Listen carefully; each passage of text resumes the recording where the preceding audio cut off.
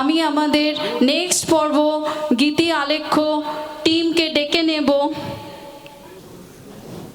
আজকে গীতি আলেখ্য যে প্রোগ্রামটা আমাদের রয়েছে সেখানে মূল জায়গাতে যারা দুজন পারফর্ম করবেন, কথা সরকার অ্যান্ড সুচিস্মিতা দে চৌধুরী।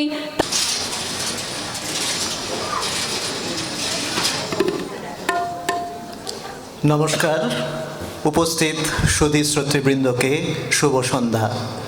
শুরু হতে চলেছে আমাদের গীতি আলেখ্য। সৃষ্টিকর্তার বহুবিধ বৈচিত্র্যমণ্ডিত সৃষ্টি এই বিশ্বজগৎ।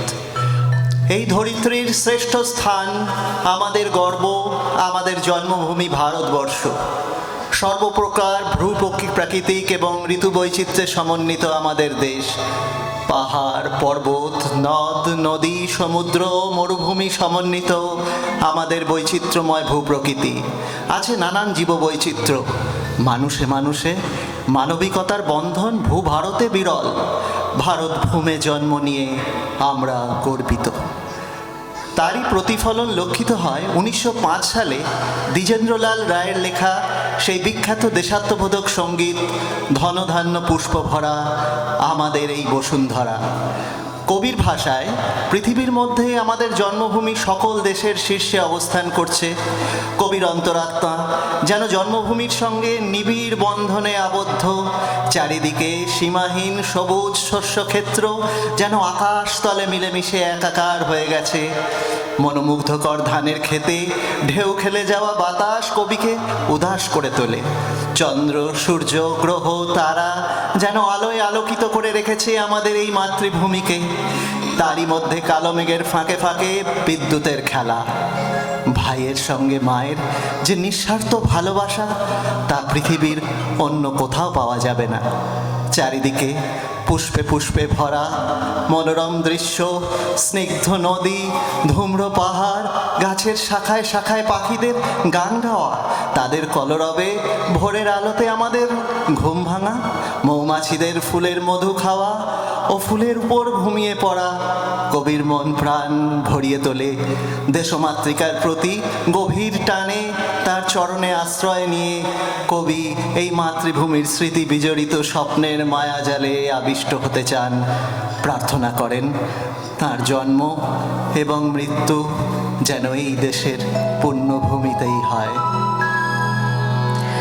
ধনধান্য পুষ্প ভরা আমাদের এই বসুন্ধরা, তাহার মাঝে আছে দেশের সকল দেশের সেরা। ও সে স্বপ্ন দিয়ে তৈরি সে দেশ, স্মৃতি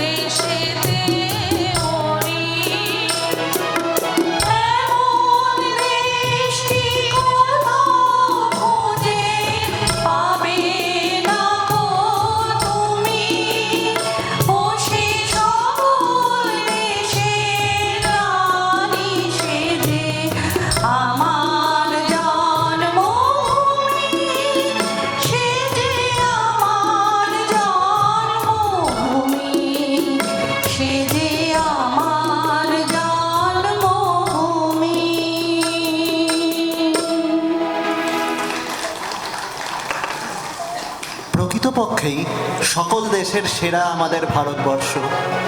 তাই এই সম্পদশালী ভূমি বারংবার বহিঃশত্রুর আক্রমণের লক্ষ্য হয়েছে। ইতিহাস সাক্ষী শক, হুন, পাঠান, মোগলের ভারত আক্রমণের। যুগ পরিবর্তনের সঙ্গে সঙ্গতি রেখে এই ধারারও পরিবর্তন হলো। ইউরোপীয়রা বাণিজ্য স্থাপনের মাধ্যমে সচেষ্ট হলো ভারতে তাদের সাম্রাজ্য প্রতিষ্ঠার। আর এই কূটনৈতিক চালে পর্তুগিজ, দিনেমার, ওলন্দাজ, ফরাসিদের পিছনে ফেললো ব্রিটিশরা।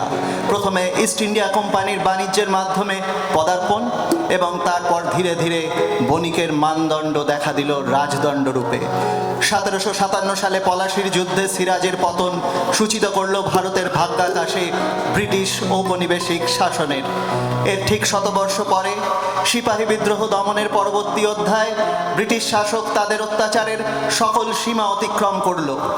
ভারত মাতার পরাধীনতার শৃঙ্খল মোচনের উদ্দেশ্যে দেশের তরুণ ও যুব সমাজ তাদের ধর্ম ও বর্ণের ভেদাভেদ ভুলে সকল বাধা অতিক্রমের জন্য বদ্ধপরিকর হলো। শুরু হলো স্বাধীনতা সংগ্রামের বজ্রকঠিন অধ্যায়। কিন্তু সে পথ কুসুমাস্তীর্ণ ছিল না, ছিল অন্ধকারাচ্ছন্ন দুর্গম পর্বতসম, গভীর অরণ্যাবৃত উষ্ণ মরুসম। উত্তাল সমুদ্রে দিগ্ভ্রান্ত তরীর কাণ্ডারিকে যেমন সজাগ থাকতে হয়, স্বাধীনতার লক্ষ্যে অবিচল সংগ্রামীদের তেমনই থাকার প্রয়োজন ছিল। 1921 সালে বিদ্রোহী কবি কাজী নজরুল ইসলাম বিরচিত সঙ্গীত কান্ডারি হুঁশিয়ার ঘুমন্ত ভারতবাসীকে অত্যাচারী ব্রিটিশের বিরুদ্ধে সংগ্রামের পথ প্রদর্শন করল। শাসক ব্রিটিশদের ভারতবাসীর উপর নির্মম অত্যাচারকে কেন্দ্র করে কবির অন্তরে প্রজ্বলিত হয়েছিল দুঃসহ দুঃখানল ও গভীর যন্ত্রণা। গভীর হুঁশিয়ারি দিয়ে কবি ঘুমন্ত ভারতবাসীকে জাগিয়ে তোলার যার পর নাই চেষ্টা করেছিলেন। বিদ্রোহী কবি গভীর বৈপ্লবিক ও দেশপ্রেমিক চিন্তাধারার মাধ্যমে হিন্দু মুসলমানকে সৌহার্দ্যের বাতাবরণ সৃষ্টি করে একযোগে ব্রিটিশ শাসকদের বিরুদ্ধে দুর্বার গতিতে স্বাধীনতা আন্দোলনে ঝাঁপিয়ে পড়বার জন্য আহ্বান জানিয়েছিলেন। কবি ভারতের স্বাধীনতা সংগ্রামকে তুলনা করেছিলেন দুর্গম পর্বতসম, গভীর অরণ্য আবৃত সংকট পথসম। সমুদ্রে উঠেছে তুফান, স্বাধীনতার তরি দিগ্ভ্রান্ত, ক্ষত বিক্ষত। কবি কান্ডারীদের আহ্বান জানালেন, এই বিপদ সংকুল পথে অসহায় জাতিকে আলোর পথ দেখাতে হবে। বঞ্চিত, নিপীড়িত, শোষিত, অভিমানী মানুষদের নীরব নিভৃত যন্ত্রণাকে দূরে সরিয়ে দিয়ে উদ্দীপ্ত চেতনায় তাদের অধিকারকে প্রতিষ্ঠিত করতে হবে। কবি স্বপ্ন দেখেছিলেন পলাশির প্রান্তরে বাঙালির রক্তে লাল হওয়া ভারত মাতার অস্তমিত সূর্য আবার নতুনভাবে উদিত হবে বিপ্লবীদের আত্মত্যাগ ও বলিদানের মাধ্যমে।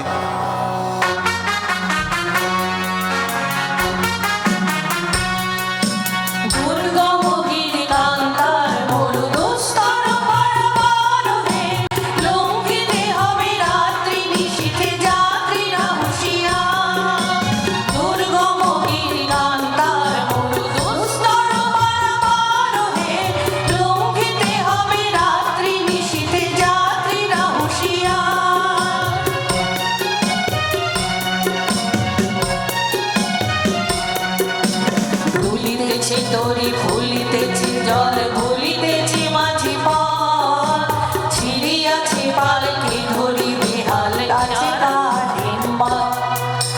দুলিতেছি তরি ভুলিতেছি জল, ভুলিতেছি মাঝি পথ, ছিড়িয়াছি পালকি ধরি বিহাল আছে কার হিম্মত। কে আছো জোয়ান হও আগুয়ান, হাঁকিছে ভবিষ্যৎ।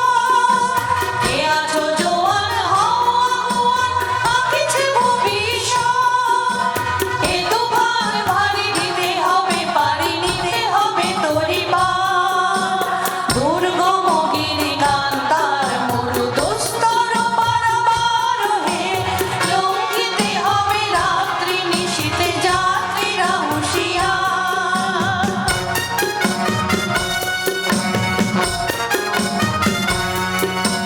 তিমির রাত্রি মাতৃমন্ত্রী শান্তিরা সাবধান, যুগ যুগান্ত সঞ্চিত ব্যথা ঘষিয়াছে অভিযান। তিমির রাত্রি মাতৃমন্ত্রী শান্তিরা সাবধান, যুগ যুগান্ত সঞ্চিত ব্যথা ঘষিয়াছে চলেছে অভিযান। ফেনাইয়া ওঠে বঞ্চিত বুকে বঞ্চিত অভিমান, ফেনাইয়া ওঠে বঞ্চিত বুকে বঞ্চিত অভিমান। ইহাদের পথে নিতে হবে, সাথে দিতে হবে অধিকার। দুর্গম গিরিকান্তার মরু দুস্তর পারাবারোহে লঙ্ঘিতে হবে রাত্রি নিশীথে যাত্রীরা হুঁশিয়ার।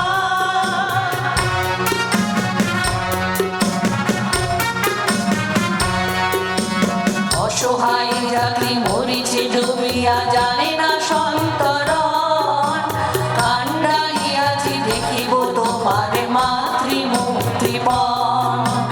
অসহায় যাত্রী মরিছে ডুবিয়া জানে না সন্তরণ, কান্ডাইয়াছি দেখিব তোমার মাতৃমূর্তিপণ। হিন্দু না ওরা মুসলিম ওই জিজ্ঞাসে কোন জন, হিন্দু না ওরা মুসলিম ওই জিজ্ঞাসে কোন জন। কান্ডারি বলো ডুবিছে মানুষ সন্তান মোর মা, দুর্গম গিরিকান্তার মরু দুস্তর পারাবারোহে লঙ্ঘিতে হবে রাত্রি নিশীথে যাত্রীরা হুঁশিয়ার।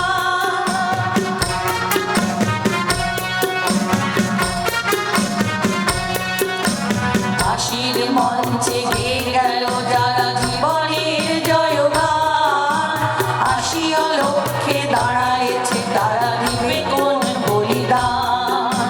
ফাঁসির মঞ্চে গেয়ে গেল যারা জীবনের জয়গান, আসিয়া লক্ষ্যে দাঁড়ায়েছে তারা দিবে কোন বলিদান। আজি পরীক্ষা জাতির অথবা জাতির গরিবে ত্রাণ, আজি পরীক্ষা জাতির অথবা জাতির গরিবে ত্রাণ। দুলিতেছে দড়ি ভুলিতেছে জল কান্ডারি হুঁশিয়ার। দুর্গম গিরিকান্তার মরু দুস্তর পারাবারোহে লঙ্ঘিতে হবে রাত্রি নিশীথে যাত্রীরা হুঁশিয়ার। যাত্রীরা হুঁশিয়ার, যাত্রীরা হুঁশিয়ার। শুরু হলো অত্যাচারী ব্রিটিশ শাসনের বিরুদ্ধে মরণপণ আপোষহীন স্বাধীনতা সংগ্রাম। প্রাথমিক পর্যায়ে ব্রিটিশ ভারতের বিভিন্ন সরকারি পদের পরীক্ষায় ভারতীয়দের অংশগ্রহণের এবং অর্থনৈতিক অধিকারের জন্য আন্দোলন, পরবর্তীতে অহিংস অসহযোগ ও আইন অমান্য আন্দোলন এবং সর্বোপরি সশস্ত্র বিপ্লবী আন্দোলন। এই প্রেক্ষাপটে ব্রিটিশ সরকার বিভিন্ন আইন প্রণয়ন করে এবং আন্দোলনকে দমনের প্রচেষ্টা করে, যার মধ্যে সর্বাপেক্ষা অন্যায্য ও বিতর্কিত ছিল 1919-এ প্রবর্তিত রাওলাট আইন।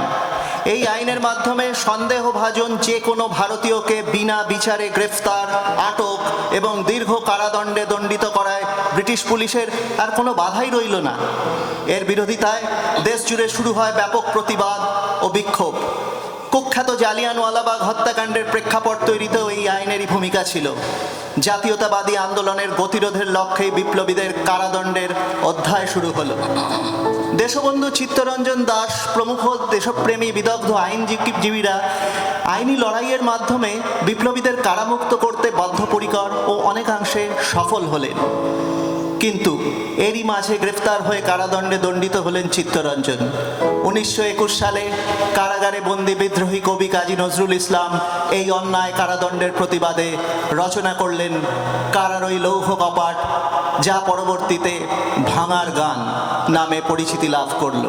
সে গান অনুপ্রাণিত করল শত শত স্বাধীনতা সংগ্রামীকে। এই সঙ্গীতে ভারতের শিবরূপী তরুণ প্রজন্মকে ধ্বংসাত্মক আক্রমণে লিপ্ত হতে কবি আহ্বান জানালেন। তার মতে, প্রবল কালবৈশাখীর ঝড়ে মানুষ নির্লিপ্ত হয়ে বসে থাকতে পারে না। ভারতবর্ষের স্বাধীন সত্তা তার জন্মগত অধিকার। ইংরেজরা ভারতবর্ষের রাজাও নয়, মালিকও নয়। ভগবান তুল্য বীর দেশপ্রেমিকদের ফাঁসি দেবার অধিকার ব্রিটিশদের নেই।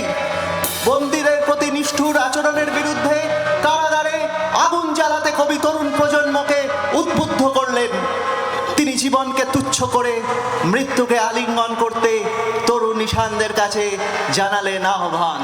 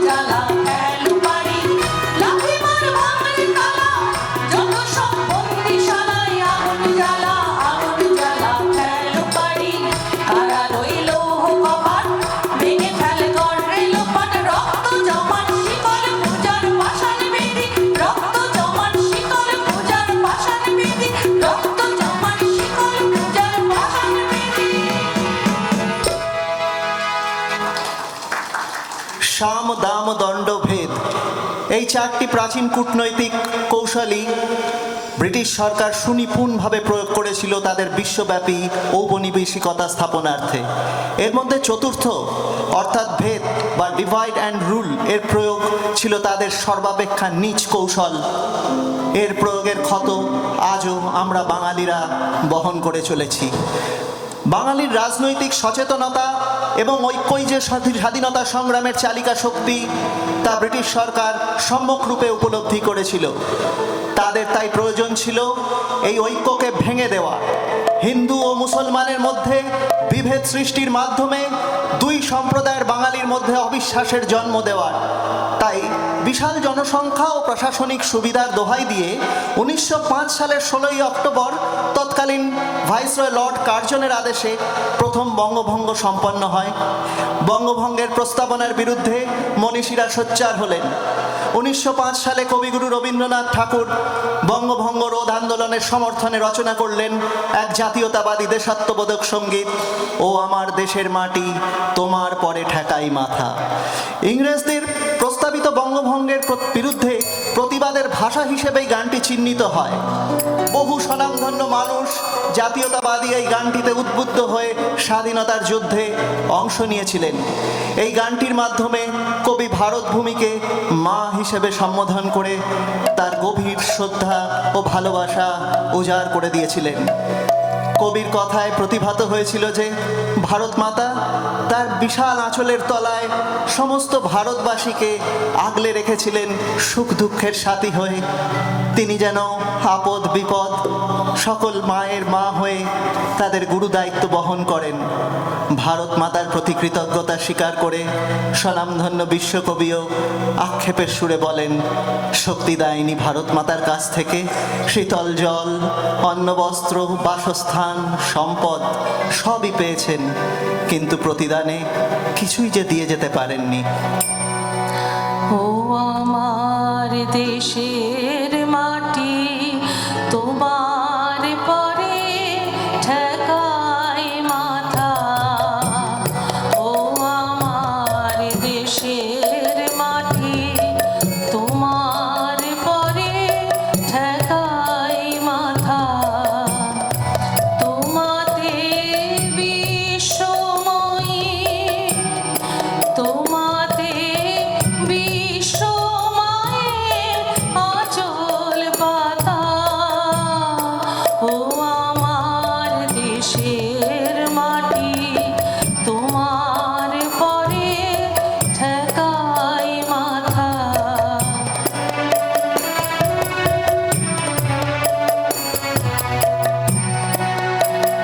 তুমি মিশেছো মোর দেহের সনে, তুমি মিলেছো মোর প্রাণে মনে, মিশেছো মোর দেহের সনে, তুমি মিলেছো মোর প্রাণে মনে। তোমার ওই শ্যামল বরণ কোমল মূর্তি মর্মে গাথা, ও আমার দেশের মাটি তোমার পরে ঠেকাই মাথা।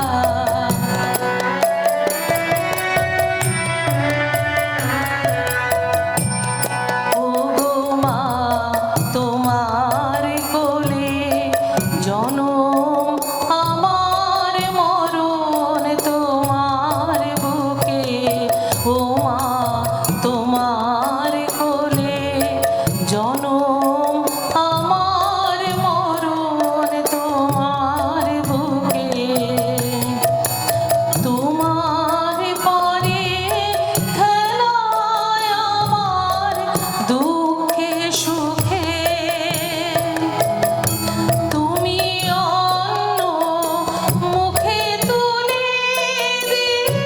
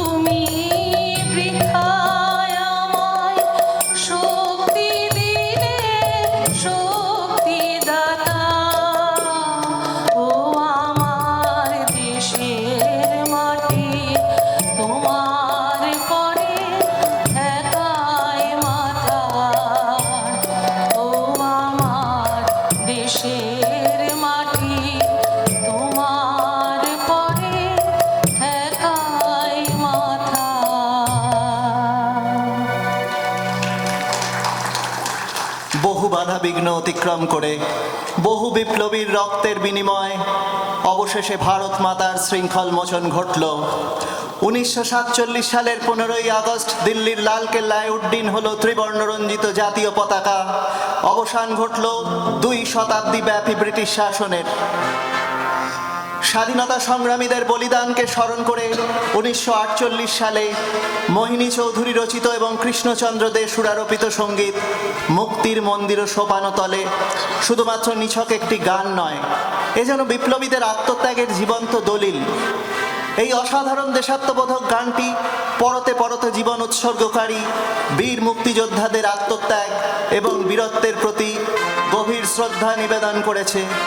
এই মৃত্যুঞ্জয়ী স্বাধীনতা সংগ্রামীদের কথা স্মরণ করলেই ভারতবর্ষের আবাল বৃদ্ধ বনিতার হৃদয় স্পন্দিত হয়, অনুরণিত হয়, মধুর দুঃখ নয়ন জলে যায় ভেসে। কবির বিশ্বাস, স্বর্গে যারা চলে গেছেন তারা স্বর্গের থেকেও প্রিয় মাতৃভূমিকে বেশি ভালোবাসেন। কবির লেখায় ফুটে উঠেছে স্বাধীনতার গৌরবময় ইতিহাস, যে বিপ্লবীদের দ্বারা সৃষ্টি হয়েছিল, যারা অসহায় জীর্ণ ভারতবাসীকে অনুপ্রাণিত করেছিল। বিজয় লক্ষ্মী তাদের গলায় মালা পরাবেন ও আশীর্বাদ করবেন।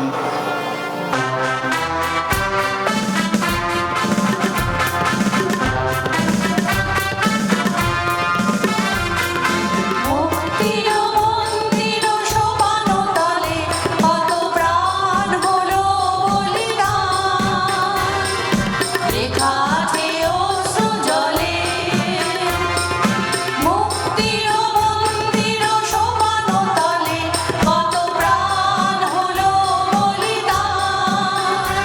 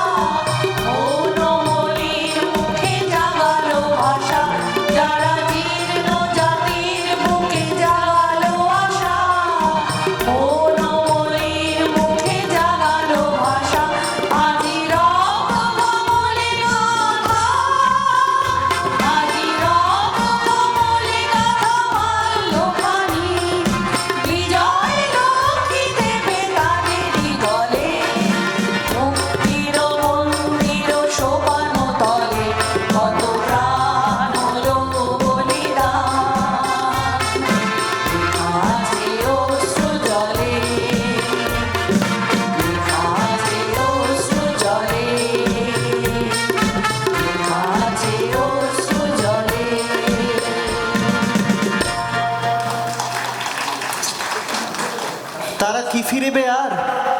এত আত্মত্যাগ যে জন্মভূমির প্রতি, নিশ্চয়ই তারা ফিরবেন, হয়তো অন্য কোনো রূপে, অন্য কোনো বেশে। এই পুণ্যভূমিতে জন্মে আমরা গর্বিত, তাই পরজন্ম যদি থাকে চাইব বারবার এই ভারত ভূমিতেই যেন ফিরে আসতে পারি। এই চেতনার অনুরণন হয় জীবনানন্দ দাশের লেখা আবার আসিব ফিরে ধানসিঁড়িটির তীরে সঙ্গীতে।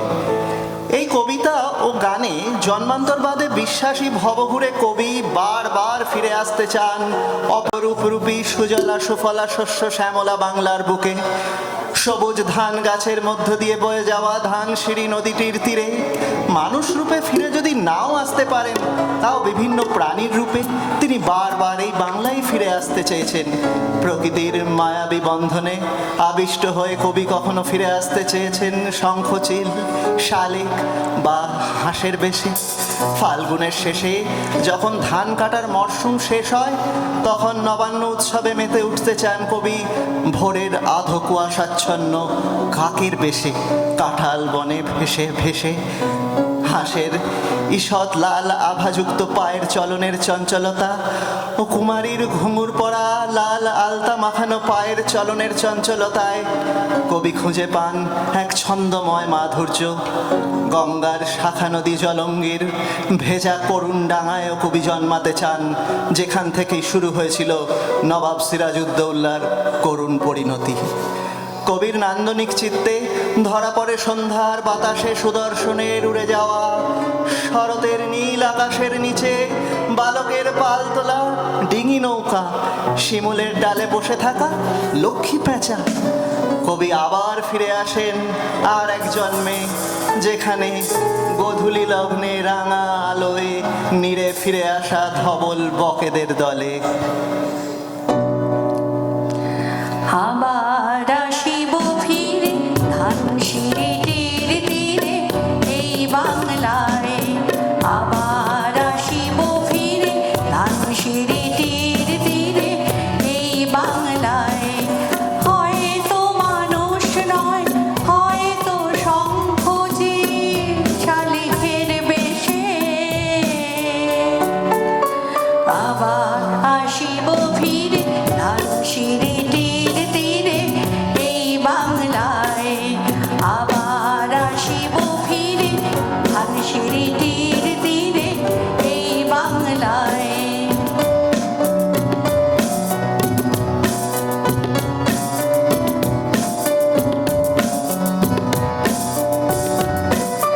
হয়তো ভোরের কাক হয়ে, হয়তো ভোরের কাক হয়ে এই কার্তিকের নবান্নের দেশে কুয়াশার বুকে ভেসে একদিন আসিব, আসিব এ কাঁঠাল ছায়ায়। আবার আসিব ফিরে ধানসিঁড়িটির তীরে এই বাংলায়। আবার আসিব ফিরে ধানসিঁড়িটির তীরে এই বাংলায়।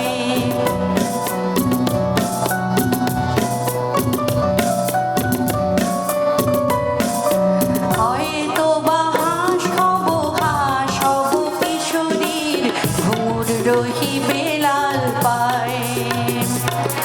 সারাদিন কেটে যাবে কলমির গন্ধ ভরা জলে ভেসে ভেসে। আবার আসিব আমি ফিরে, আবার আসিব আমি ফিরে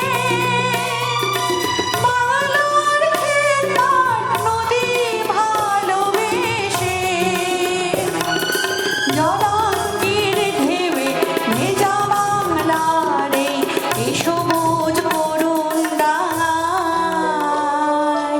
আবার আসিব ফিরে ধানসিঁড়িটির তীরে এই বাংলায়। আবার আসিব ফিরে ধানসিঁড়িটির তীরে এই বাংলায়।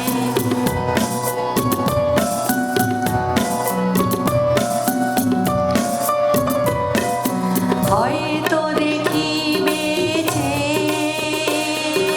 সুদর্শন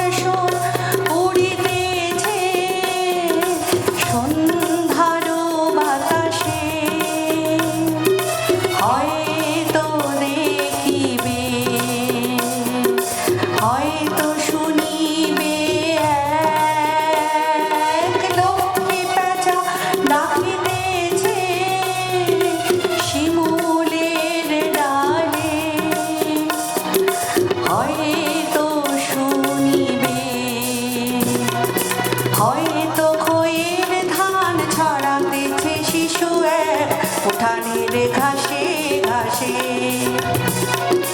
রূপসার খোলা জলে হয়তো কিশোর এক সাদা ছেঁড়া পালে ডিঙাবায়। রাঙা মেঘ সাঁতরায় অন্ধকারে, রাঙা মেঘ সাঁতরায় অন্ধকারে, দেখিবে ধবল আসিতেছে নীরে। আমার এই পাবে ইহাদের ভিড়ে এই সবুজ করুণ ডাঙায়। আবার আসিব ফিরে ধানসিঁড়ি তীরে তীরে এই বাংলায়। আবার আসিব ফিরে ধানসিঁড়ি তীরে তীরে এই বাংলায়। হয়তো মানুষ নয়, হয়তো শঙ্খ চিল শালিখের বেশে। আবার আসিব ফিরে ধানসিঁড়ি তীরে তীরে এই বাংলায়। আবার আসিব ফিরে ধানসিঁড়ি তীরে তীরে এই বাংলায়। আবার আসিব ফিরে ধানসিঁড়ি তীরে তীরে এই বাংলায়। দেশাত্মবোধের অনুরণন যেন আমাদের চেতনায় সদা জাগ্রত থাকে, এই কামনা করি দেশমাতৃকার কাছে। তবেই দেশ কল্যাণে নিবেদিত প্রাণ আচার্য প্রফুল্লচন্দ্র রায়ের আদর্শের প্রতি প্রকৃত শ্রদ্ধা নিবেদিত হবে, সার্থক হবে আমাদের এই ক্ষুদ্র প্রয়াস। সুধী শ্রোতৃবৃন্দকে বিনম্র প্রণাম জানিয়ে সমাপ্ত হলো এই গীতি আলেখ্য।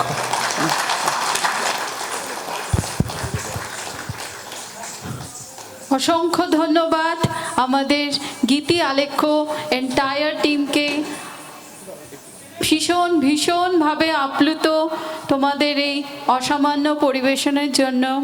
আমি আমাদের অ্যালামনি অ্যাসোসিয়েশনের তরফ থেকে আমাদের প্রেসিডেন্ট পার্থ সরকারদা আর ভাইস প্রেসিডেন্ট প্রসূনদাকে একটু ডেকে নেব আমাদের এন্টায়ার গীতি আলেখ্য টিমকে একটু ছোট্ট করে বরণ করে নেবার জন্য। গানে ছিলেন কথা সরকার অ্যান্ড সুচিস্মিতা দে চৌধুরী।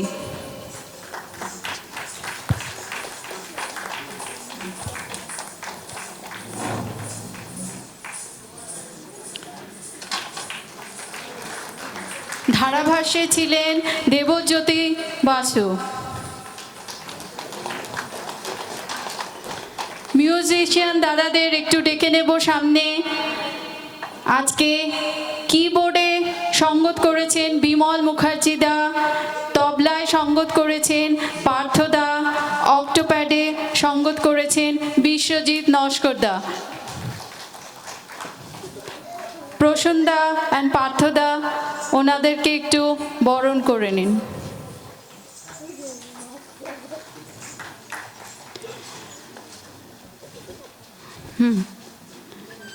আস্তে আস্তে আমরা আমাদের নেক্সট প্রোগ্রামের দিকে এগিয়ে যাব।